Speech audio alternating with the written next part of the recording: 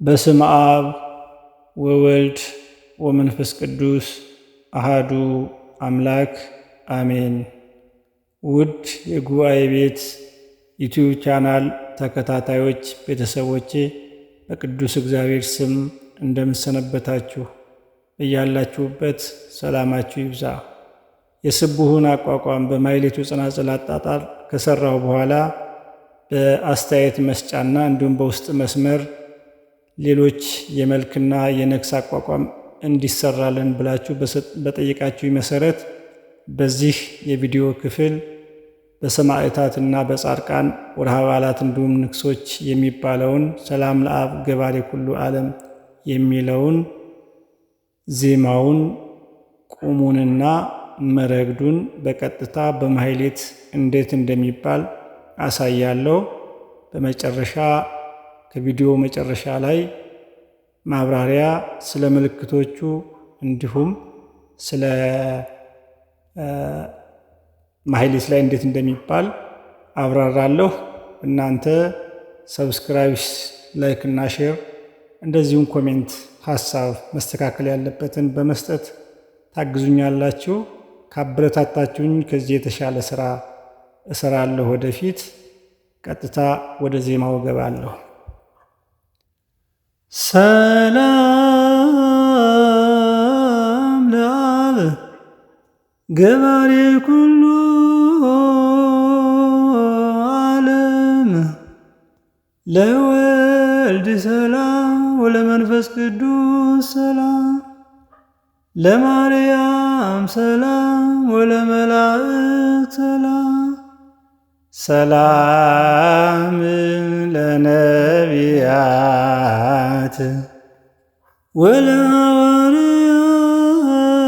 ወለሐዋርያት ሰላም ለሰማዕታት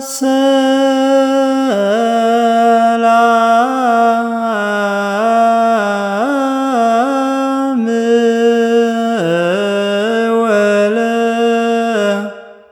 ጻድቃን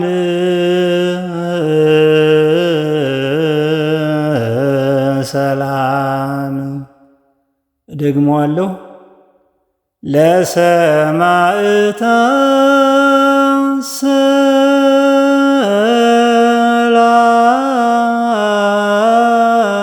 ሰላም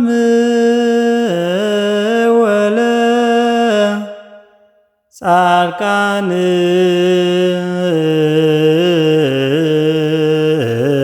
ሰላም። የቁም ጸናጽል በማሕሌቱ አጣጣል ከመጀመሪያ ጀምሮ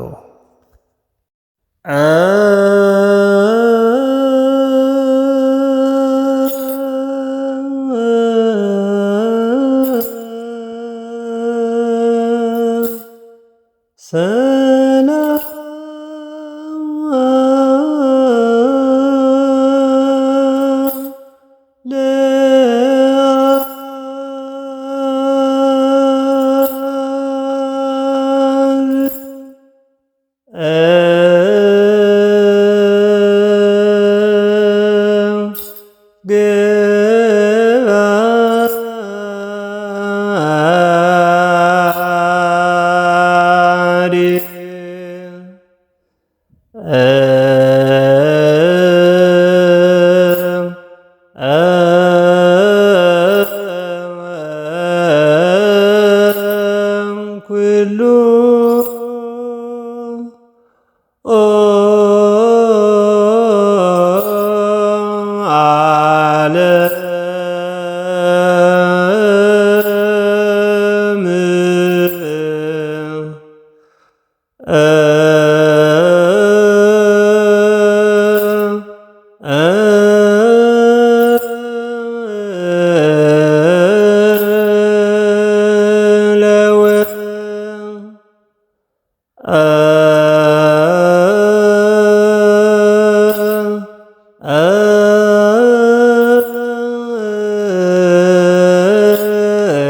ሰላም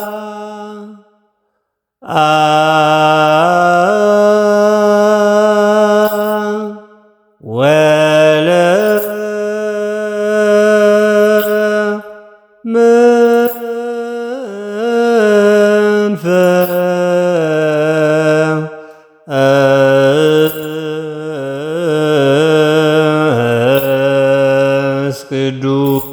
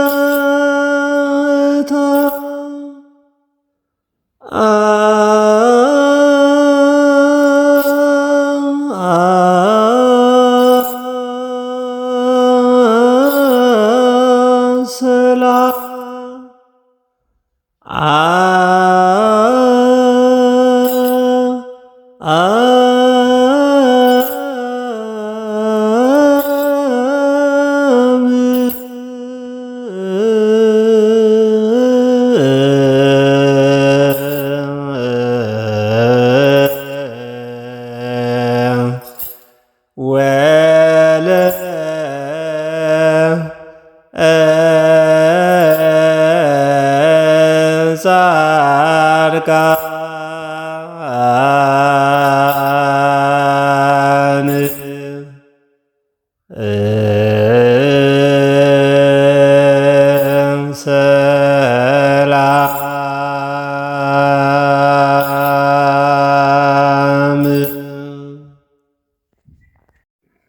መረግድ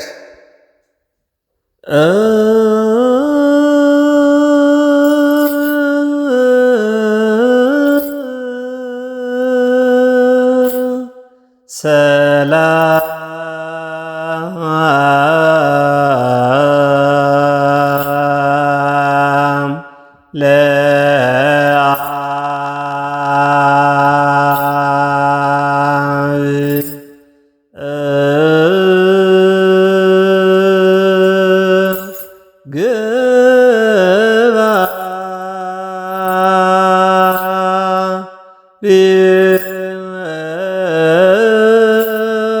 ኩሉ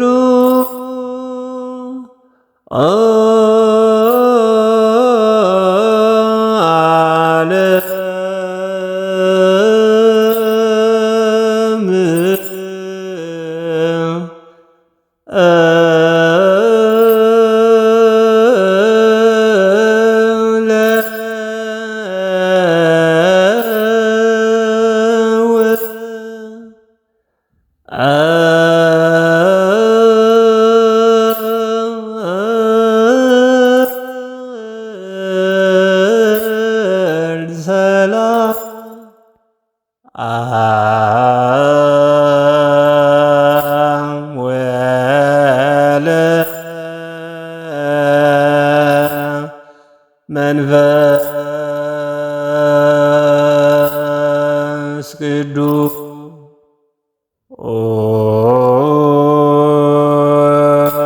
ሰላም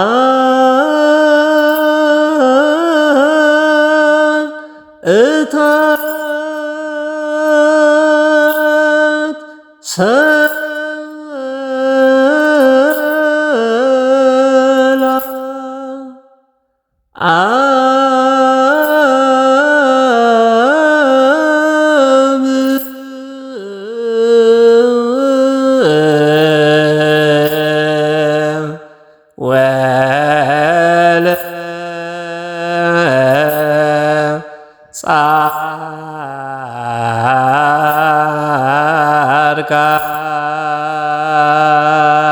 ጻርቃን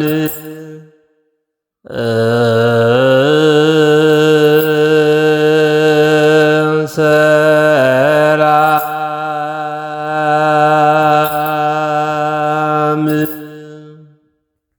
ከዚህ በመቀጠል በማህሌት ጊዜ እንዴት እንደሚባል በቅደም ተከተል አብራራለሁ፣ ለጀማሪዎች ማለት ነው። ማብራሪያው ለሁሉም መልክዓ መልክና ነግሶች እንዲሁም ማህሌተ ጽጌን ጨምሮ ያገለግላል። ሶስት አይነት የመልክ አደራረስ ወይም አባባል አለ። የመጀመሪያው አጭር አደራረስ ይባላል። ሁለተኛው መካከለኛ አደራረስ፣ ሶስተኛው አብይ አደራረስ። አብይ አደራረስ በዚህ ማብራሪያ ውስጥ አይካተትም። ራሱን የቻለ ረዘም ያለ ማብራሪያ ይፈልጋል። ብዙ ጊዜ ጉባኤ ቤቶች እንደዚሁም ሊቃውንት በተሰበሰቡበትና ረዘም ያለ ሰዓት ባለ ጊዜ የሚባል ነው። አሁን አጭር አደራረስ የሚል እንዴት እንደሚባል ላብራራ። ማንኛውም መልክ ወይም ነግስ ዜማው ካለቀ በኋላ አቋቋሙ የሚጀምረው አራተኛ ቤት ላይ ነው። አራተኛ ቤት ማለት ሰላም ለነቢያት ወለሐዋርያት ሰላም ያልነው ማለት ነው።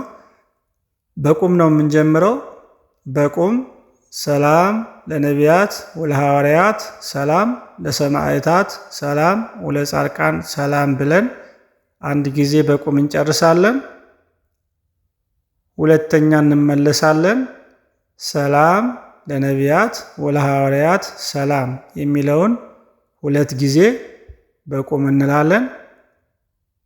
ለሰማዕታት ሰላም ወለሐዋርያት ሰላም የሚለውን ወይም የመጨረሻውን ቤት ማለት ነው አንድ ጊዜ በነጠላ ብለን ወደ ሶስተኛ ቤት እንሄዳለን።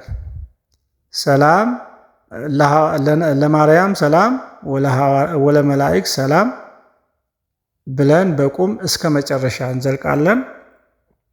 እንመለስና ለማርያም ሰላም ወለመላእክ ሰላም የሚለውን በመረግድ ሁለት ጊዜ፣ ሰላም ለነቢያት ወለሐዋርያት ሰላም የሚለውን በመረግድ አንድ ጊዜ፣ ለሰማዕታት ሰላም ወለጻድቃን ሰላም የሚለውን በመረግድ አንድ ጊዜ ከጨረስን በኋላ ወደ መጀመሪያው እንሄዳለን። ሰላም ለአብ ገባሬ ኩሉ ዓለም ብለን በቁም እስከ መጨረሻ እንጨርሳለን። ከጨረስን በኋላ በመረግድ ደግሞ ሰላም ለአብ ገባሬ ኩሉ ዓለም ብለን አንዳንድ ጊዜ፣ እያንዳንዱ ቤት አንዳንድ ጊዜ ብቻ ነው የሚባለው፣ እንጨርሰዋለን። ይሄ አጭር የመልክ አደራረስ ይባላል። መካከለኛው የመልክ አደራረስ ደግሞ እንደተለመደው አራተኛ ቤት ላይ በቁም እንጀምራለን። ሰላም ለአብ ሰላም ለነቢያት ወለሐዋርያት ሰላም ብለን እስከ መጨረሻው በቁም እንዘልቃለን። ድጋሜ ሰላም ለነቢያት ወለሐዋርያት ሰላም ሁለት ጊዜ በቁም፣ ለሰማዕታት ሰላም ወለጻድቃን ሰላም ሁለት ጊዜ በቁም እንልና ሰላም ለነቢያት ወለሐዋርያት ሰላም ሁለት ጊዜ በመረግድ፣ ለሰማዕታት ሰላም ወለጻድቃን ሰላም አንድ ጊዜ በመረግድ። ይህን ካልን በኋላ ወደ ሶስተኛ ቤት እንሄዳለን።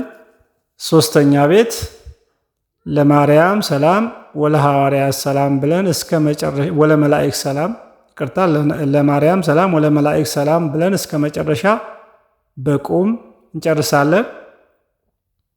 እንደገና መረግድ ለማርያም ሰላም ወለመላእክ ሰላም ሁለት ጊዜ ብለን ሰላም ለነቢያት ወለሐዋርያት ሰላም ለሰማዕታት ሰላም ወለጻድቃን ሰላም የሚለውን በነጠላ በመረግድ እንጨርሳለን።